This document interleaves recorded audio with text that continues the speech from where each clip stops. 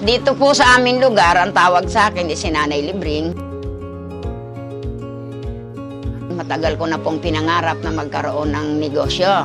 Sa pamamagitan po ni Ma'am Camille, siya po yung nagpasabuhay na magkaroon ako ng tindahan. At ang kinikita ko po sa tindahan ko ito ay nais ko pong ipasa kay Elena.